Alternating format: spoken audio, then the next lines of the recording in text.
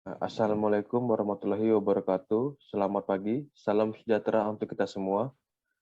Pada hari ini kita akan menganalisa kasus mengenai penerapan manajemen ASN dan Smart ASN yang terhubung di Kementerian ATR BPN. Di video pertama, Best Practice Penerapan ASN dan Manajemen ASN di Kanta Kota Jakarta Utara. Mari kita lihat video berikut ini. Tuntutan revolusi industri 4.0 mendorong kantor pertanahan Kota Administrasi Jakarta Utara menyelenggarakan pelayanan digital dalam bentuk North Jakarta on Digital Public Service, terdiri atas pelayanan PPAT online dan Smart Office.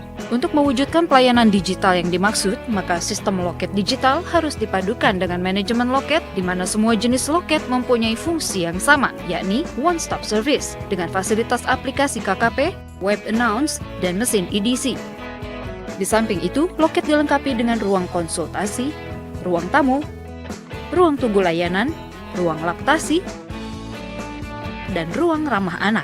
Kesemuanya dikendalikan oleh seorang manajer loket. Manajer loket selain memanage juga melakukan pengesahan dan penyelesaian layanan one-day service tanpa harus ke back office. Antrian yang sudah terkoneksi dengan web announce bisa diakses dengan tools yang terdiri dari loket pendaftaran, loket pengecekan, dan loket online, dengan fungsi memudahkan dan menjadikan antrian lebih teratur, sistematis, dan modern. Kantor Pertanahan Kota Administrasi Jakarta Utara memiliki Big Data Center yang berfungsi mengendalikan seluruh pelayanan digital, antara lain koneksi antara front office dengan ruang buku tanah. Hal ini dimaksudkan agar setiap pelayanan yang membutuhkan buku tanah, baik pelayanan online maupun pelayanan langsung di loket, maka pada setiap input pendaftaran akan langsung terkoneksi dengan ruang buku tanah, di mana petugas akan segera menyiapkan buku tanah sehingga dapat mempersingkat waktu pelayanan. Salah satu wujud dari Smart Office Kantor Pertanahan Kota Administrasi Jakarta Utara adalah dengan selesainya e-Warkah, di mana seluruh warkah telah melalui proses digitalisasi dan telah diupload dalam sistem KKP, sehingga warkah sudah bisa dibuka melalui e-Warkah.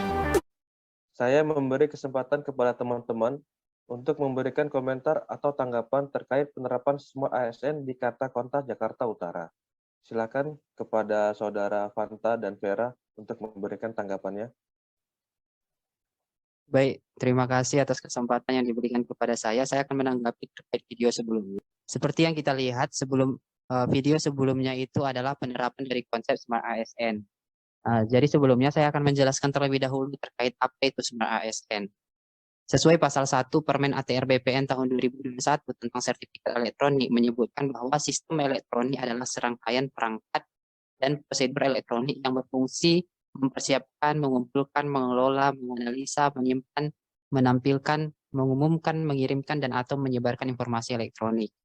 Nah, jadi Smart ASN ini adalah bagian dari penerapan permen tersebut, yaitu penerapannya itu berupa mengikuti perkembangan digital, yaitu berinovasi dan mampu mempertanggungjawabkan tindakan di dunia digital ketika seorang ASN menggunakan sarana digital dengan tujuannya untuk mempercepat pelayanan dan menghindari tunggakan sehingga menjadi instansi yang berstandar dunia seperti itu.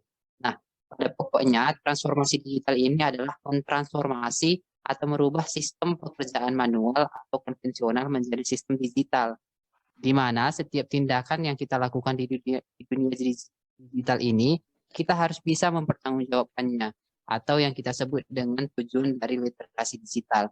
Seperti yang kita lihat, BPN Kantor Pertanahan Jakarta Utara sebelumnya sudah menerapkan konsep Smart ASN itu, yaitu penggunaan digital dalam pelayanan sehari-hari dengan menggunakan berbagai aplikasi untuk mempermudah pelayanan dan mempercepat pelayanan. Dan setiap pegawainya juga mumpuni dalam menggunakan teknologi berbasis digital tersebut. Mungkin sekian dari saya ucapkan terima kasih.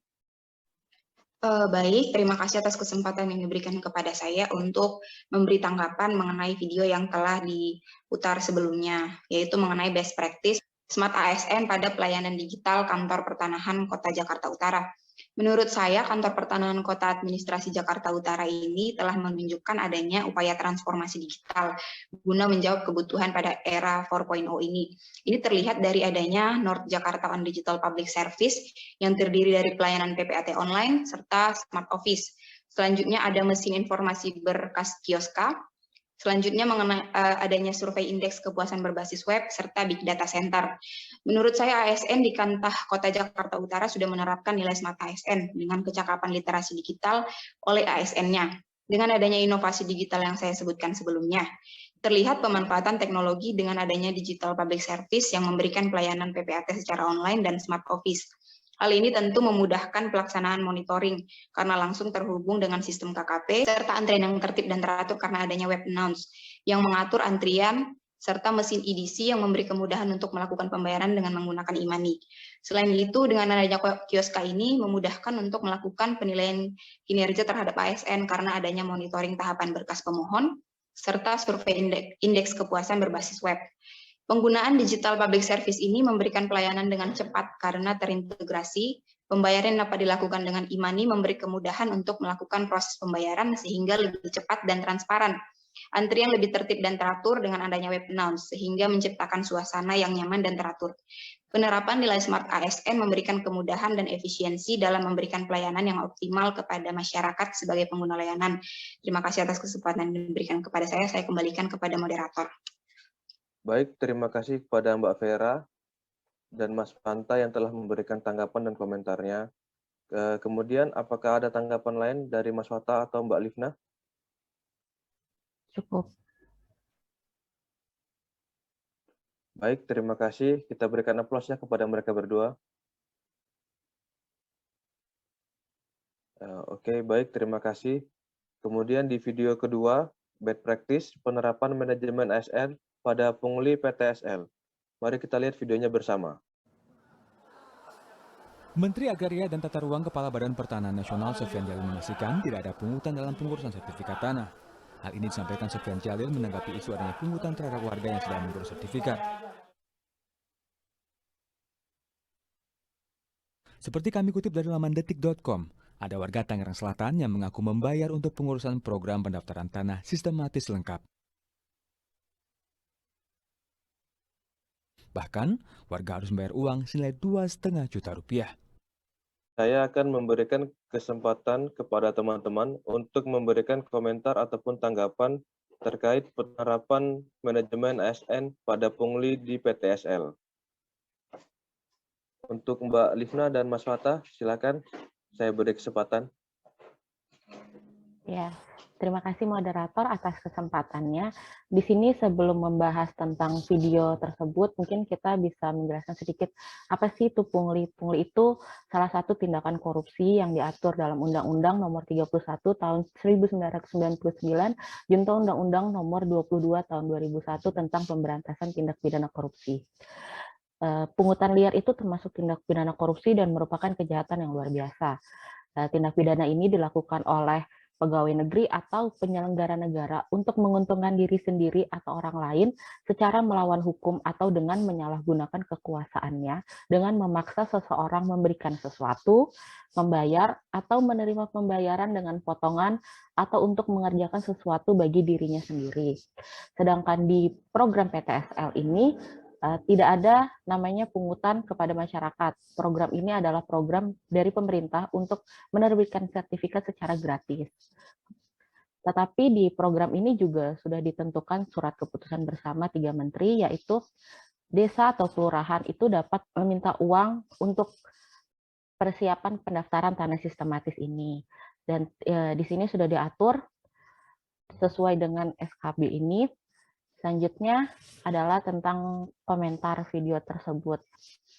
Sebelumnya, kelompok kami telah melakukan teknik analisis isu menggunakan fishbone diagram. Adapun penyebab-penyebab dari pungutan liar dalam PTSL ada 4. Yang pertama adalah SDM, lingkungan, materi, dan metode. Lingkungan, yaitu pungli sudah menjadi budaya. Yang kedua adalah pelaporan yang kurang. Sedangkan untuk penyebab dari sumber daya manusia sendiri adalah kurangnya integritas, penyalahgunaan wewenang atau jabatan. Dan selanjutnya materi, yaitu pembagian honorarium yang tidak seimbang dan juga pengeluaran yang tinggi. Yang terakhir adalah penyebab secara metode, yaitu digitalisasi pelayanan yang kurang dan pengawasan yang kurang. Mungkin sekian penjelasan dari saya kembalikan kepada moderator. Terima kasih banyak. Baik, terima kasih Mbak Livna. Kemudian Mas Fatah, komentarnya. Ya, terima kasih atas waktunya, Mas Moderator. Saya akan melanjutkan komentar dari Mbak Livna tentang bad practice, yaitu terkait dengan pungli, yaitu perbuatan pungli yang dilakukan oleh pegawai PNS ATR BPN merupakan contoh yang melenceng dari manajemen ASN, yang mana manajemen ASN sendiri yaitu untuk mengelola ASN untuk menghasilkan pegawai ASN yang profesional, memiliki nilai dasar, etika profesi, bebas dari intervensi politik, dan juga bersih dari praktik KKN. Tentu dalam video yang kita putar tadi tidak mencerminkan dari manajemen ASN poinnya yaitu bersih dari praktik KKN, dan juga telah melanggar Undang-Undang ASN sendiri, yaitu Undang-Undang Nomor 5 Tahun 2014 tentang ASN, yang dimana ada poin kewajiban sebagai seorang ASN, yaitu salah satunya yaitu mengenai mentaati ketentuan peraturan perundang-undangan dan juga menunjukkan integritas dan keteladanan dalam sikap, perilaku, ucapan, dan tindakan kepada setiap orang baik di dalam maupun di luar kedinasan. Dan pungli sendiri yaitu yang dilakukan oleh pegawai ASN ATR BPN telah melanggar juga pasal 12 Undang-Undang Nomor 31 Tahun 1999 tentang pemberantasan tindak pidana korupsi, yang mana berbunyi setiap orang yang melakukan tindak pidana sebagaimana dimaksud pasal 419, pasal 420, pasal 423, 425, atau 435 Kitab Undang-Undang Hukum Pidana, dipidana dengan pidana penjara seumur hidup atau pidana penjara paling singkat 4 tahun dan paling lama 20 tahun, dan denda paling sedikit 200 juta rupiah dan paling banyak 1 miliar. Mungkin itu saja yang dapat saya sampaikan. Apabila ada kurang dan kesalahan, mohon maaf yang sebesar-besarnya. Terima kasih. Saya kembalikan ke Mas Moderator.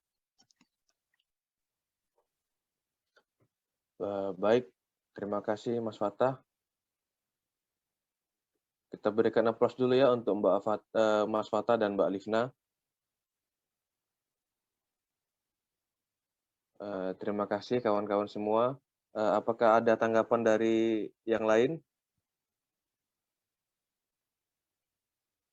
Cukup, Mas. Oke, baik. Terima kasih. Dari kesimpulan 2 video yang telah kita tayangkan di atas, best practice kita bisa lihat bersama bahwa Kementerian ATR BPN sudah menuju era digitalisasi. Salah satu contohnya adalah Kantor Pertanahan Kota Jakarta Utara yang sudah memenuhi kriteria Smart Office dan Smart ASN. Kemudian untuk best practice-nya, bahwa pungli itu hanya dilakukan oleh oknum-oknum yang tidak bertanggung jawab. Kita harus menghilangkan budaya pungli agar terciptanya pelayanan yang prima dan menjaga nama baik serta integritas Kementerian ATR BPN. Bila ada oknum pungli, segera laporkan kepada penegak hukum di sekitar Anda dimanapun Anda berada. Sekian paparan dari kelompok kami ucapkan terima kasih. Wassalamualaikum warahmatullahi wabarakatuh.